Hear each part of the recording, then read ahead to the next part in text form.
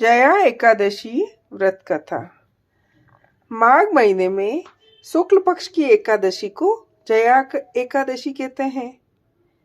जया एकादशी बहुत ही पुण्यदायी एकादशी मानी जाती है। इस एकादशी का व्रत करने से सभी तरह के पापों से मुक्ति मिल जाती है। शास्त्रों के अनुसार इस एकादशी का व्रत करने से मनुष्य को भूत प्रेत पिशाच से मुक्ति मिल जाती है।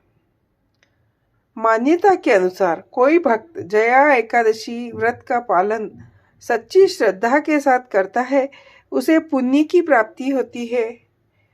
इस दिन भगवान विष्णु का पूजन करने से दोषों से मुक्ति मिलती है। साथ ही इस दिन पूजा के दौरान व्रत कथा पढ़ने से सौभाग्य की प्राप्ति होती है। पौराणिक कथा के अनुसार जब धर्मराज युधिष्ठिर भगवान श्री कृष्ण से पूछते हैं कि माघ मास की एकादशी का क्या महात्म्य है, तो भगवान श्री कृष्ण बताते हैं इसका नाम जया एकादशी है। इस एकादशी व्रत करने से मनुष्य को किसी तरह का कोई भय नहीं रहता है। एक बार नंदनवन में उत्सव चल रहा था। इस उत्सव में सभी देवतागण, सिद्ध संत और दिव्य पुरुष उपस्थित थे। इस उत्सव कार्यक्रम में गंधर्व गायन कर रहे थे एवं गंधर्व कन्याएं नृत्य कर रही थी।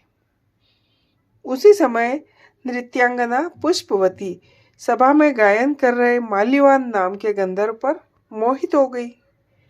अपने प्रबल आकर्षण के कारण वह सभा की मर्यादा को भूल गई और इस प्रकार नृत्य करने लगी कि माल्यवान उसकी ओर आकर्षित हो जाए। माल्यवान भी उसकी ओर आकर्षित हुए बिगर न रह सका। परिणामवश वह अपनी सुध-बुध खो बैठा और सुर ताल भूल गया, जिसके कारण वह गायन की मर्यादा से भटक गया। इन दोनों की इस अपकर्म से देवराज इंद्र को क्रोध आ गया। उन्होंने दोनों को श्राप दिया कि वे स्वर्ग से वंचित हो जाए और पृथ्वी पर अति नीच पिशाच योनि को प्राप्त हो।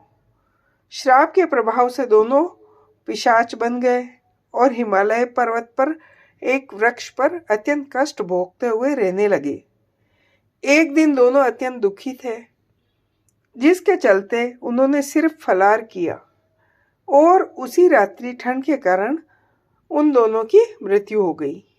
संयोग से उस दिन माघ शुक्ल पक्ष की एकादशी तिथि थी।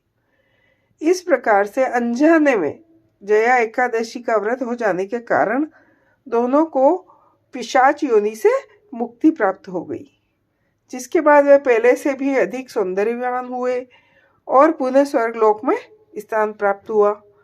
देवराज इंद्र ने दोनों को देखकर बहुत आश्चर्यचकित हो गए। तब उन्होंने पूछा कि वे श्राप मुक्ति कैसे हुए, जिस पर गंधर्व ने बताया कि यह भगवान विष्णु की जया एकादशी का प्रभाव है। जय हो।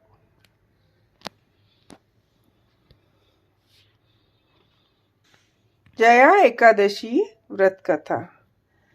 माघ महीने में शुक्ल पक्ष की एकादशी को जया एकादशी कहते हैं।